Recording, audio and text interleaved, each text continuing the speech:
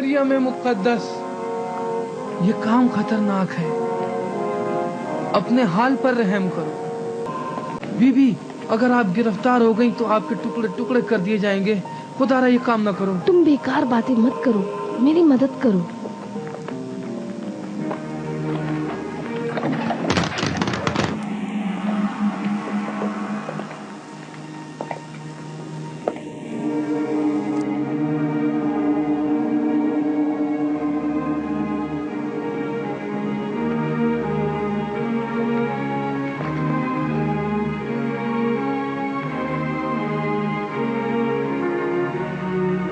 میں نے تم کو ریگن کی نگرانی پر لگایا تھا، جبکہ تم نے خداؤں سے غداری کی اور اس کا ساتھ دیا۔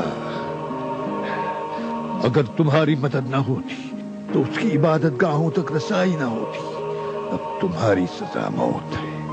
اس کی کوئی خطا نہیں، اس نے میری اطاعت کی ہے، اسے رہا کر دو۔ یہی اس کی سزا ہے کہ اس نے میرے حکم کے مخالفت میں تمہاری اطاعت کی ہے۔ مار دو اسے۔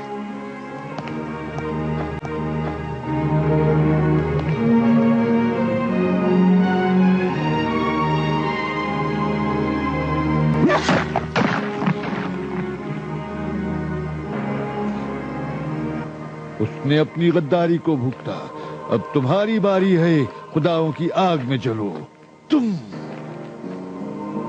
مجھے موت سے مت ڈراؤ۔ جس دن تم نے میرے والدین اور متعلقین کی میرے آنکھوں کے سامنے پتھر کے بتوں کے قدموں میں قربانی کی تو میں نے اسی وقت انتقام کا فیصلہ کر لیا تھا۔ میں تمہیں ایک موقع دیتا ہوں، کیا تم اپولون کے سامنے خدائی عیسیٰ سے اکراہ کا اعلان کرو گی؟ کسی کی پرستش نہیں کرتی اور اس کے سوا کسی کو خدا نہیں مانتی۔ ہمارے روم کے خداؤں کے سامنے کیا تم سجدہ اور قربانی کرو گی؟ لعنت روم کے خداؤں پر، پتھر کے بتوں اور بت پرستوں پر، اور لعنت ہو روم کی ظالم حکومت پر۔ نہیں نہیں، اے میرے خدا،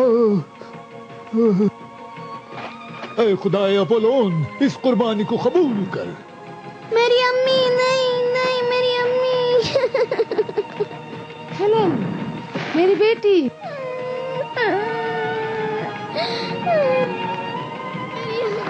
اے طاقتور اپولون، یہ ہے خداؤں سے غداری کرنے کی سزا۔ خدایا، میری امی، میری قربانی قبول کر، اس شرمندہ بندے کو قبول کر۔ الہی، میری بیٹی کو تیرے حوالے کرتی ہوں، میری امی، تو اس کی حفاظت فرما۔ الہی، میں نے بتوں کو تیرے لیے توڑا ہے، امی، تو ہی میری مدد فرما۔ میری ماں جلتی رہی اور میں کچھ نہ کر سکی۔ وہ ایک بہادر عورت تھی۔ میں آپ کے لیے بہت پریشان ہوں، ڈرتی ہوں کہ کہیں اسے آپ کے عقیدے کا پتہ نہ چل جائے۔ مجھے ڈراؤنے خواب نظر آتے ہیں، پتہ نہیں خدا نے کیا مقدر کیا ہے۔ مجھے ڈر لگتا ہے،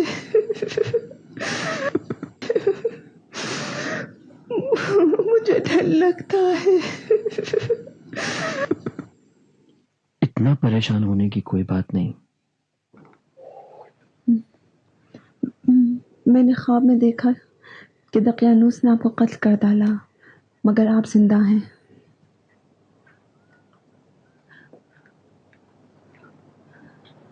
وہ ہمیں لگاتار دھمکیاں دے رہا تھا اور وہ ہمارے درمیان کھڑا تھا۔ ہم ایک دوسرے تک نہیں پہنچ پا رہے تھے، ہم ایک دوسرے سے بہت دور تھے۔ میں جوان تھی اور آپ بوڑھے ہو گئے تھے۔ لگ رہا تھا کہ آپ میرے باپ ہیں، لیکن سمجھ نہ سکی کہ آپ میں سے کون میرا باپ ہے۔ وہ آپ کو قتل کر کے خوشیاں منا رہا تھا۔ میں ڈرتی ہوں، मुझे डर लगता है। संभालो अपने आप को। एक ख्वाब के लिए तो इतना परेशान नहीं होते। खुदा अपने मुवाहिद बंदों को कभी अकेला नहीं छोड़ता। मेरा आपके अलावा कोई नहीं। आप सिर्फ मेरे शोहर ही नहीं, आप मेरे उस्ताद हैं और मेरे मुरब्बी हैं, मेरे मुंजी हैं। मैं जो कुछ हूँ आपसे हूँ। मैंने रोशनी आपसे देखी, उम्मीद भी आपसे पाई और ईमान भी आप ही से वो हासिल। नूर पहले ही से तुम्हारे अंदर रोशन था हेलेन। मैंने तो कुछ भी नहीं किया है।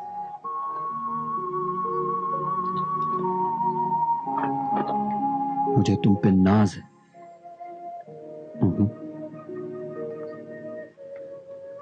रात मैंने ख्वाब में देखा कि ये तस्वीर मेरी माँ की है, हालांकि वो ऐसी न थी। मैंने देखा मैं मर गई हूँ और आप हैरान हैं कि मेरी लाश पर यकीन करें जो कब्र में है, या इस तस्वीर पर जो इस दीवार पे है। मैं डरती हूँ इस तस्वीर से। तुम क्यों अपने आप को इतना परेशान करती हो? एक मामूली सी तस्वीर से इतना तो नहीं घबराते? नहीं इस तस्वीर को यहाँ से हटा दें। नहीं नहीं नहीं, मुझे अपनी बीवी की तस्वीर पसंद है। मैं किसी कीमत में यहां से नहीं हटाऊंगा।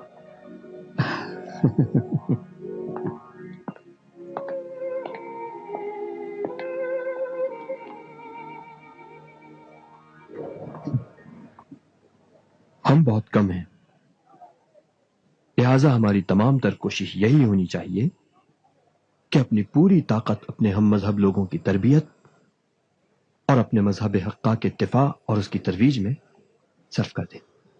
आखिर कब तक हमारे हम मजहब गिरोह गिरोह मौत का निशाना बनते रहें? आखिर हम खामोश क्यों बैठे रहें? मेरा तो ये ईमान है भाइयों कि इस पुराशोभ जमाने में तरह तरह की मुसीबतें झेल कर साबित कदम रहना ही खुद एक बहुत बड़ी इबादत है। अगर आप लोगों को हुकूमत के खिलाफ ना भड़काएं तो ईसाइयों और रूमियों के दरमियान कोई झगड़ा ना होगा। क्या हमारे आका ईसा मसीह ने हमको जालिम की इताअत से मना नहीं किया? आपको यह हक नहीं है कि बिला वजह से लोगों की जान खतरे में डालें। कुदरत खुदा की है, वो जिसको भी चाहेगा अता करेगा। बस कोई भी ताकतवर नहीं है कि जिसने अपने इख्तिदार को खुदा से हासिल ना किया हो। खुदावंद अपनी कुदरत को अपने सालेह बंदों और पैगंबरों को अता करता है।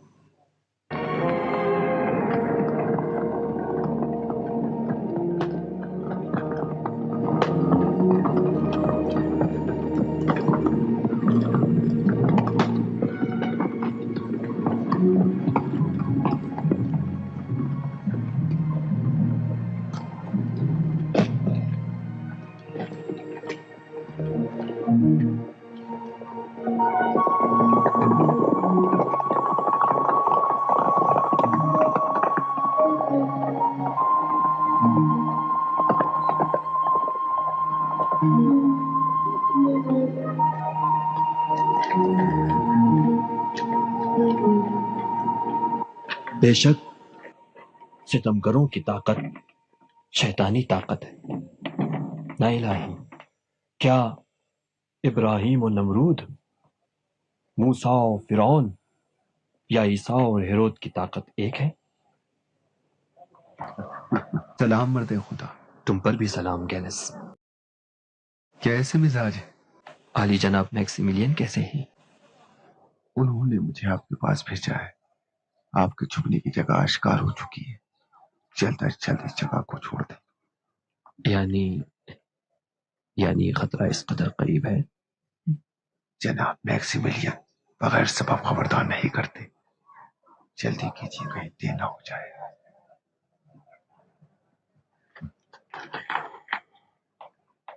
बहुत खूब, आप चलें, मैं खुद ही आ जाऊंगा। पहले इन लोगों को विदा कर लो। इनसे कहिए एहतियात से जाए मुमकिन है निगरानी की जा रही हो।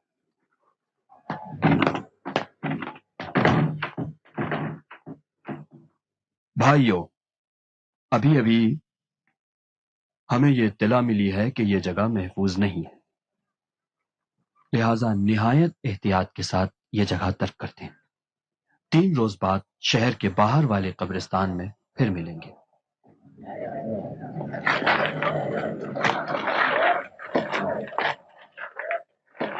آپ ان کاموں سے لوگوں کو عیسائی مذہب کی تعلیمات کے خلاف بھڑکا رہے ہیں اور ان لوگوں کی جانیں بھی آپ خطرے میں ڈال رہے ہیں۔ خدا ہم سب لوگوں کی ہدایت کرے۔ اگر وہاں بھی حملہ کر کے لوگوں کا قتل عام کیا تو کون جواب دہ ہوگا؟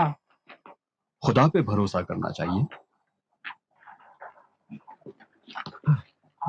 جو خدا کی مرضی ہو وہی ہوگا۔ استاد، اگر ضرورت ہو تو آپ کی حفاظت کے لیے میں رک جاؤں؟ نہیں، تم جاؤ، پریشانی کی بات نہیں، خدا بزرگ ہے۔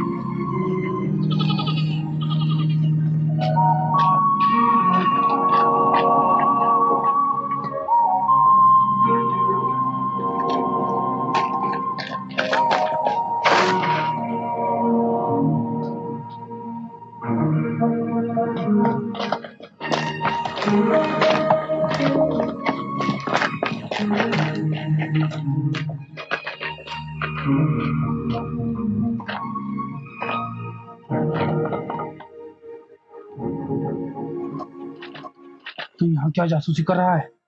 ادھر سے گزر رہا ہوں، بلا وجہ۔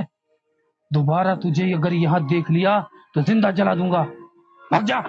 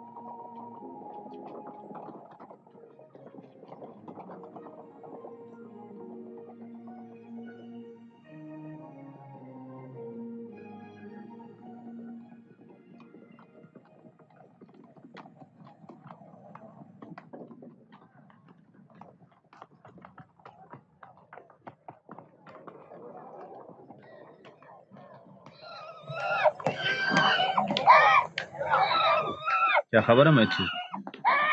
عالی جناب جولیس، ازرویل یہودی کے پاس کچھ خبریں ہیں۔ تم یہاں کیا کر رہے ہو؟ تم سے نہیں کہا تھا کہ دنیا پر نظر رکھو؟ کہا تو تھا، لیکن حضور ابھی چند لمحے پہلے کسی نے اس کو تانگے کے ذریعے بھگا دیا۔ حضور میں پیدل تھا، لہٰذا میں اس کا پیچھا نہ کر سکا۔ پیدل کیوں؟ جناب وہاں گھوڑے کی ضرورت نہیں تھی، مجھے نہیں معلوم تھا کہ اس کو وہاں سے بھگا دیں گے۔ یہ محل کی خبریں باہر کس طرح پہنچی؟ تانگے والے کو بھی نہیں پہچانا؟ حضور اس نے چہرہ چھپا رکھا تھا، لیکن میرے خیال میں تانگا شاید میکسیملین کا تھا۔ میکسیملین کے گھر پر نظر رکھو، دیکھو وہی تانگا ہے یا نہیں۔ جاؤ۔ جاتا ہوں علی جناب۔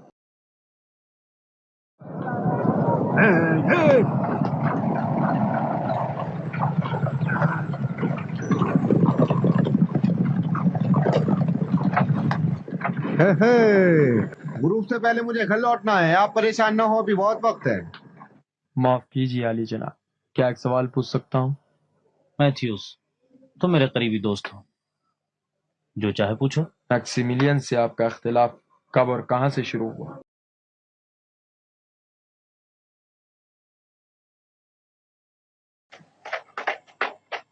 چونکہ تم پر بھروسہ اس لیے بتاتا ہوں.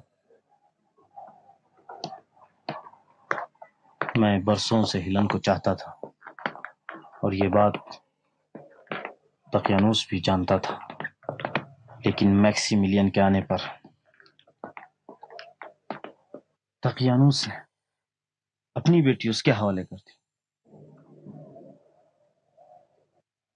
میں نے اسی دن سے فیصلہ کیا کہ ثابت کروں میکسیملین ہیلن کے قابل نہیں ہے, وہ غدار سے زیادہ کچھ نہیں, اور ثابت کروں گا.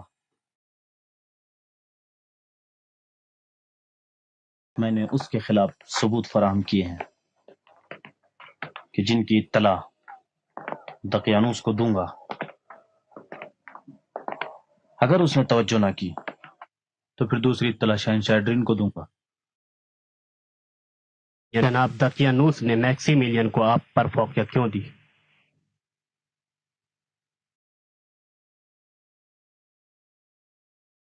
پھر یہ بات آ جاتی ہے روم میں ہم سب کے اثر و رسوخ پر. میکسیملین ایک رومی سینیٹر کا بیٹا ہے, اور میں رومی فوج کے ایک سابق افسر کا بیٹا ہوں. دقیانوس کی حکومت کے لیے ہم میں سے کون اچھا حامی ہو سکتا ہے؟ افسوس ہے علی جناب. چھوڑیں.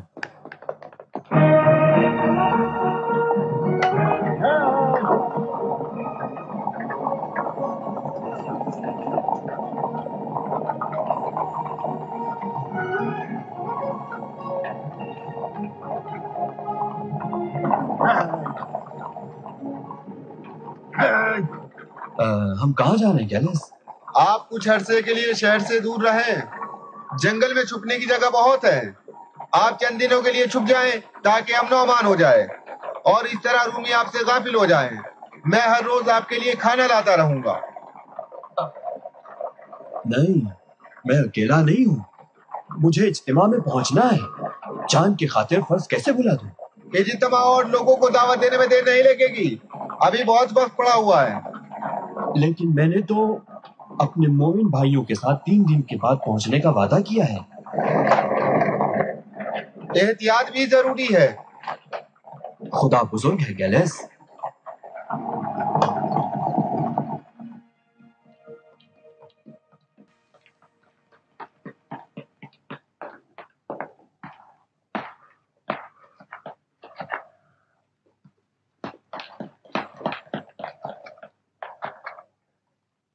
سنو, میں کیا کہنا چاہتی ہوں. کہو, میں سن رہا ہوں. نہیں سن نہیں رہے, معلوم نہیں کس دنیا میں ہو. مجھے معاف کرنا ایتھنے, شہنشاہ کی آمد کی خبر نے مجھے ہیجان زدہ کر دیا ہے. کافی ہے کہ بس ایک غلطی ہو, سب خراب ہو جائے گا. میری ساری امیدیں نقش پر آب ہو جائیں گی. کاش تم بلند پروازی کے بجائے کچھ اہم کاموں پر بھی توجہ دیتے. آتھنے, تم نہیں جانتی کہ شہنشاہ کی یہاں آمد روم میں میری حکومت کو کس قدر استحکام عطا کر سکتی ہے. اس کے علاوہ میری بہت سی یادیں تازہ ہو گئی ہیں. ایڈرین کے ساتھ کیا دن گزارے تھے, گویا ابھی کل ہی کی بات ہے. عراق و عجم کی جنگ, کتنی فخر کی بات ہے. جس وقت میں لجن کا فرماندار تھا, ایڈرین نے حکم دیا کہ فال نکالنے کے چوزوں کو باہر لائیں. فالگیر نے پھر دانا ڈالا. میرے خدا, چوزوں نے کتنے شوق سے کھایا.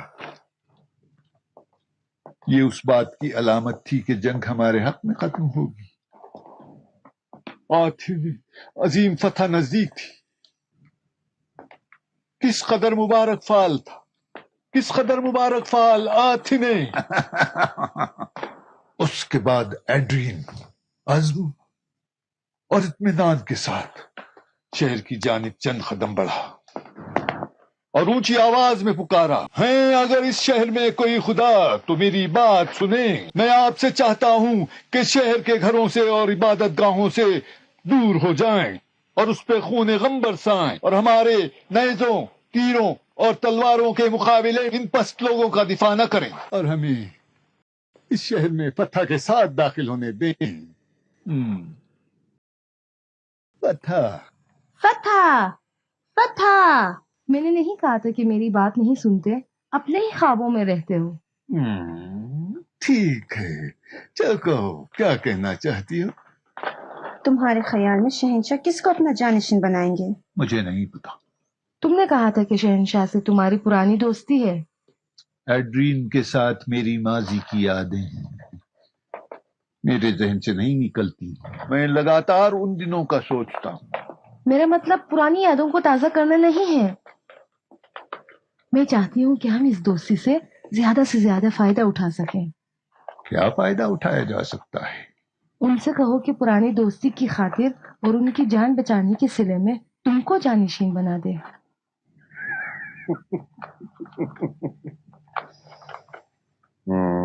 اگرچہ یہ آرزو ایک بلند پروازانہ ہے، بہرحال اس کو پورا کرنے کی کوشش کرنی چاہیے اور اس میں کوئی نقصان بھی نہیں ہے. بلند پرواز کیوں؟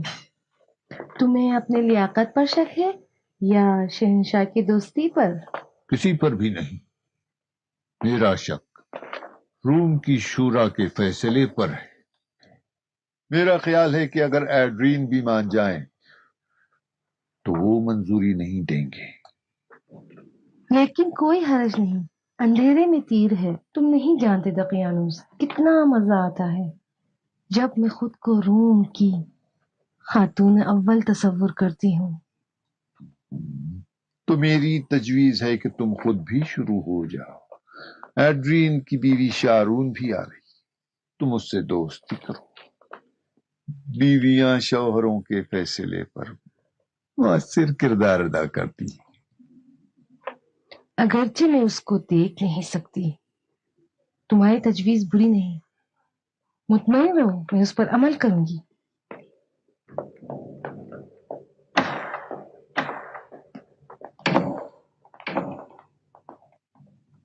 عالی جناب جولیس.